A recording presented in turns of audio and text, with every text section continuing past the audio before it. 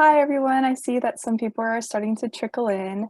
We're just going to give a few minutes to let everybody come into the meeting before we start. But thank you so much for coming. Really excited to give this presentation to you all. Yeah, so we'll just hang out and wait for more people to show up. Um, you should see a chat button on the bottom, and feel free to ask any questions in the chat, make comments. I want this to be as interactive as possible, so please feel free to write anything in the chat that you want. Okay, I think most people have come, so we can get started. Thank you all for coming. Today we're going to be talking about layering perspectives, how a multifaceted mindset transforms creativity, innovation, and meaning. So aloha, my name is Anuhea Parker. I am a junior studying management science and engineering, co-terming in sustainability science and practice, and minoring in poetry. And today I will be your tour guide. Today we will be viewing two pieces from the Anderson collection at Stanford University. So once again, I would love for this to be an interactive tour, so please type any questions or comments in the chat throughout my presentation. In today's tour, we will be using the concept of makavalu to connect art to creativity, innovation, and meaning within both professional and personal contexts. Makavalu, literally translating to 8 eyes, is a Hawaiian value of multidimensional thinking, appreciating diverse perspectives to cultivate empathy and creativity. So while we look at this first piece, please be aware of the placement, movement, color, and innovation. So we're just going to spend like a minute observing this piece, and please type any of your observations into the chat. So this can be, how are the colors placed? How is the color working in this piece? What shape or shapes do you see? What is the placement of these shapes, and what path do your eyes follow when you look at this piece? So I see someone said a lot of geometric figures. Yes, very true. I see a lot of these geometric figures as well. To the person who said that, would you mind pointing out exactly where you see these shapes, these pieces, and give a little bit more detail? Someone says chaos. I see another person wrote waves. Great observations. I love all of these. Lots of curving lines, splashy color. Someone says, looks like the boots from the Grinch. Yes, I love that. Someone else is saying somewhat geometric shapes or suggestive forms like a painter's palette. Oh, I love that one. To the person who said that, can you show us where you see this painter's palette? And someone's saying depth. Someone else said corner. So maybe referring to this piece right here, and as well as an arrow, which we can kind of see in the middle here. I think you're right. That's a super great observation. Oops. Busy but calming at the same time because of the colors and curves. And movement feels to be in a counterclockwise direction. Great, thank you guys so much for these amazing observations. And so studying this piece can help us to think through how inventive companies and startups like Apple, Google, Nike, Notion, Airtable, the whole gambit may go through a creativity process to generate different and cool product ideas. Companies often have to design innovative pieces, anything from social media platform to a new medical device. But how do they come up with the best idea? One strategy is to use a process called divergent thinking, which is used to produce different ways of approaching a situation. Divergent thinking has 3 components: fluency, flexibility, and originality. The first component is fluency, or the ability to create large quantity of ideas. In our piece, we can see a fluency of ideas through the multiple discrete pieces. On the right, the arrows are pointing to the quantity of ideas that we see in this artwork. The second component is flexibility, which is having ideas that are different relative to each other. In our piece, we can see that these pieces are different from one another. So as somebody pointed out, I think we see this kind of white artist palette shape. We see a lot of geometric figures that are different from one another. And we can see all of these different colors as well. And finally, the third component is originality, which is the ability to create relatively rare and standout ideas. These are the ideas that are out of the box and help to drive creative input. In our piece, the artist put this black hidden arrow that is extremely different and unique from the other pieces. The color is different and stand out, and the size is also a bit bigger than all of the other pieces. So we can see how this kind of represents this idea of originality. By approaching a problem with multiple diverse ideas through the process of divergent thinking, an organization can generate the most effective, innovative solution. Context and constraint are two additional tools that drive innovation within organizations. Looking at a problem in an entirely different context can provide surprising insights, like looking at our piece from the side, potentially. On the other hand, considering constraints in an organization turns limitations into opportunities. Even though this piece is constrained to a uniform square, the diversity of pieces within is incredible. So context and constraints are ways that organizations optimize a product design. So this piece is called Zeltweg, and it was completed by Frank Stella in 1981. The Zeltweg is actually a racetrack in central Austria and served as the inspiration for Stella. The many layers and diverse shapes are reminiscent of an organization's creative flow, and the underlying context of a racetrack is similar to how the straight and narrow goal of a successful solution is accomplished through drive and innovation. Zeltweg, as an abstracted form of a racetrack, is a great study of originality and creative thinking. By using these techniques in my own life, I have been able to transform my thinking and find original solutions for any problems I encounter. Okay, so moving on to our second piece. While we look at this one, please be aware of the color, the mood, movements, and meaning. So I would like us to spend a little while just observing this piece, and this time, just let your observations come to you without typing them in the chat. So we're just gonna have some time to kind of reflect on this piece. Okay, great. So during my freshman winter quarter, I took an introductory poetry class where we were tasked with creating an ekphrastic poem. Ekphrastic comes from the Greek as a vivid description of a work of art. But my teacher, instead, wanted us not to just describe, but use the art as a tool to transform our thinking, experiences, and pursuits into something new and exciting. And so I absolutely love this exercise because it forces my mind to create connections and synthesize new ideas between different mediums. In my case, between the artwork and my poetry. So now I would love for everyone in the audience to give this a try as well, utilizing this art piece to generate our thinking. So you can type anything that comes to your mind. Some ideas are to describe the piece in vivid detail or your feelings, or if this piece reminds you of anything in particular. You can even think of something you would draw in relation to this piece, or think through a specific problem in your life. Experiencing this art can open us to perspectives, places, and lines of thinking that we have never encountered before.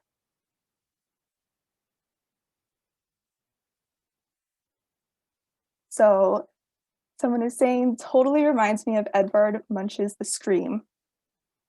Yes, I love that observation. We have someone else says, sunset, where someone has put their hand in the middle of wet red paint. That is so vivid, I love that, thank you. What a great ekphrastic phrase. Serene energy, calm. Someone else said fire. And we have another comment. I think of a wavering sunset with the seawater spraying up in the center. Wow, that is really lovely and poetic. We have live colors, a bruised gala apple, or the inside of someone's ear. Reminds me of life and living things on the earth. The rosy dawn. And someone else said, the word that came to mind is emotional density. And I think that's really lovely. So thank you. Another sunrise, transformation, all really amazing, great observations and relations. So thank you all. Someone else said fall time, neon lights. I totally agree. I think these are all great observations and synthesizing this artwork. Okay, so now we're going to change the perspective. Here are some close-up details of the piece. So what changed for you after viewing this piece up close? Any new observations, new ideas, new feelings?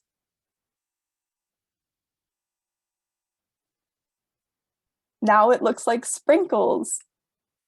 Very true. Surprise, someone else said.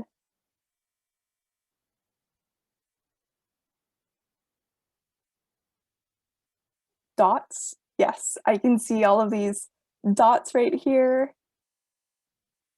When you look closer, you see more depth of color. And detail 1 looks more blue than before, more of a rainbow than red. Yes, I can see that in detail 1. That's a great observation. And it's not as smooth and unified as another person thought. It is very different and chaotic as opposed to sequential ordered shapes. Look closer to see another perspective. Someone else says, interesting how when you layer things, it can become an entirely different outlook. Yes, I totally agree. And so same with people, don't judge, closer. Thank you all for your amazing observations. I completely agree with them, and I think they're really lovely and gave us a better perspective of this art piece. So this piece is called Burning Glitter, and it's by Jules Olitsky. It is my favorite piece in both the Anderson and the Cantor collections.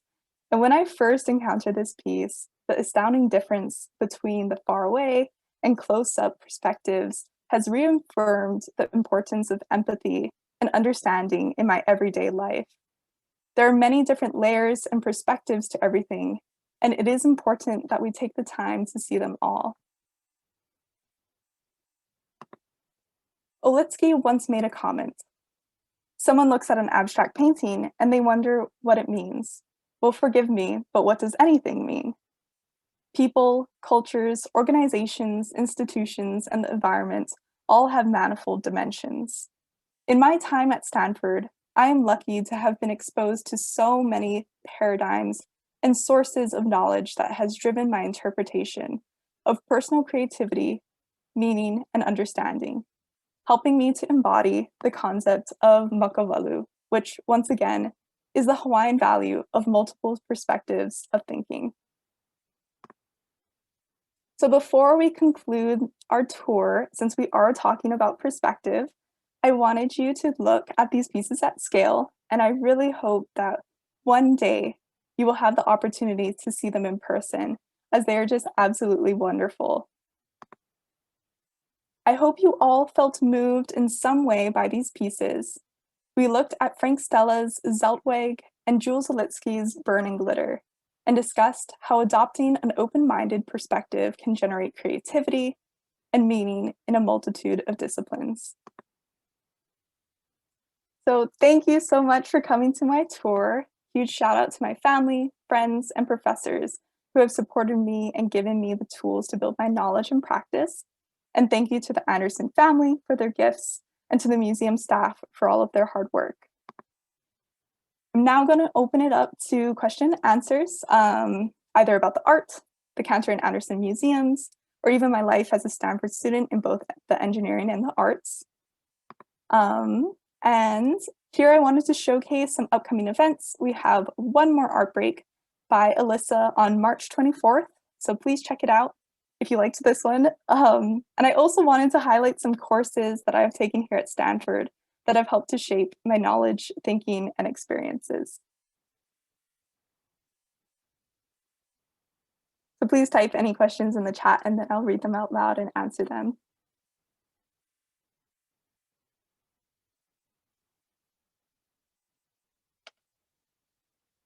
Oh, thank you all. Yes, so someone asked, is all of Olitsky's work similar to Burning Glitter? So Olitsky had a series of paintings that were very similar to Burning Glitter. Burning Glitter was created with spray guns. And so he had a couple of other, a few other pieces that also used the same technique that were very atmospheric, had the same qualities, but he also did other series that weren't as similar to his Burning Glitter painting.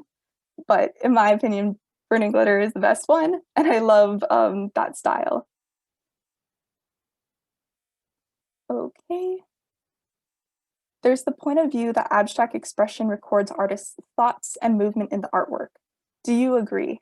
So I think that can be true.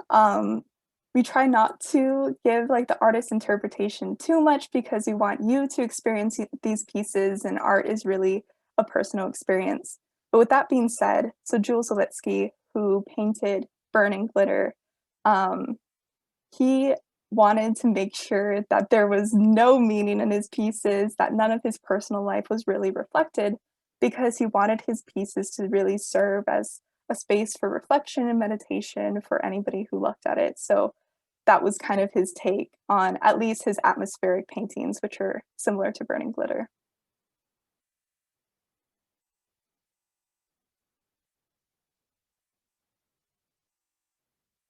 Oh, this is a great question. So what poets inspire you? What artists? Um, so before coming to Stanford, I really did not know much in the way of art, and I've just been super lucky that I've been able to experience it. In my introductory poetry class, I took it with Sharif Shanahan. He is a great inspiration to me. I did a individual study with him where I worked through a series of poems that I created, and that was just so transformative. And he introduced me to a lot of contemporary poets that I admire. So Natasha Trethewey, Joyce Harjo, who's the US poet right now. And I also love Natalie Diaz. I do like Pablo Neruda. I can just list a bunch of poets, but those are a few that I really enjoy reading and have inspired me. And for artists, I am definitely not a great art historian, but I do love Jules Olitsky because Burning Glitter is just my favorite piece.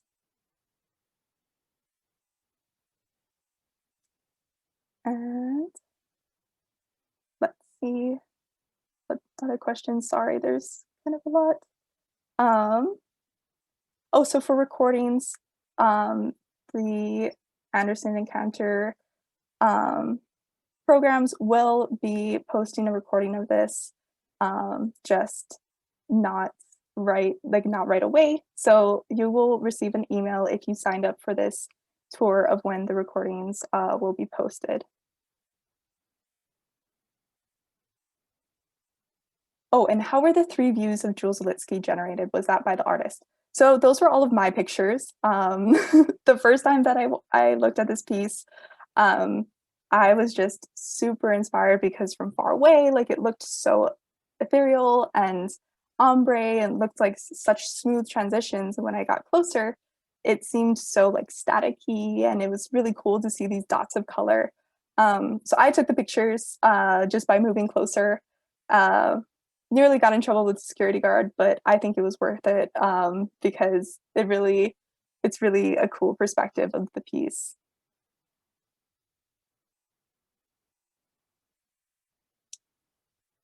Was burn and glitter done on metal or canvas? It was done on canvas, but the, Zeltweg was done on aluminum, which is metal. Did you take any computer science classes that have helped you in approaching art differently? I have taken a few programming classes.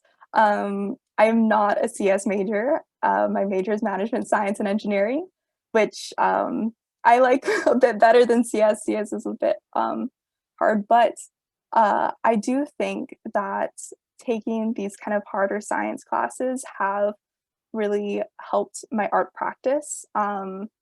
It's really interesting to think through how different computer science processes and theories can inspire me to when I write poems or just even when I'm thinking through like business problems in some of my other classes, using using these processes that I've somewhat learned from my programming classes have been very useful. I have written a few poems too that are a little bit code heavy, which has been fun. So yes.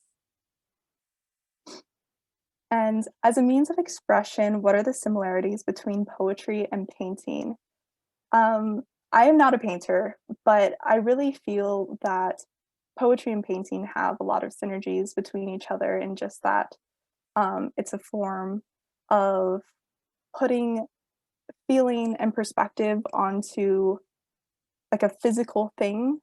With poetry, it gets translated into words, and with painting, it becomes colors and shapes and movement, and it's just really lovely. And I think it's a great form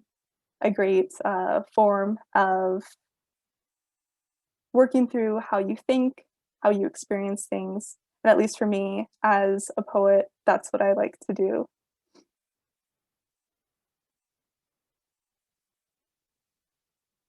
And let's see, I think oh, someone else asked, please expand on how looking at the art, especially this piece, helps with empathy. Okay, great question. Well, at least for me, when I saw the burning glitter piece, I originally didn't realize that there was any blue in the piece until I got closer. And I think it's a great analogy of how you can't really know something or understand someone without really seeing the multiple perspectives, multiple sides that they carry with them.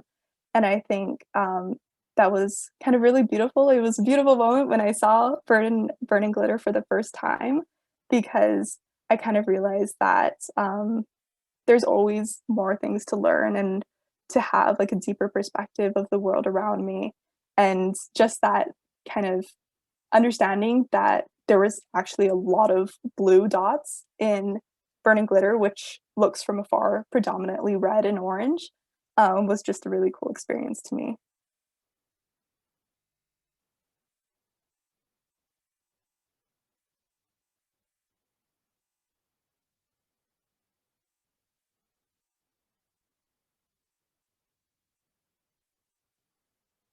Any other questions? Um, if not, thank you so much for coming to my tour. I really appreciate it. It was lovely to hear all of your thoughts and perspectives. And I hope that you guys will go to the next art breaks and continue to experience arts at Stanford University.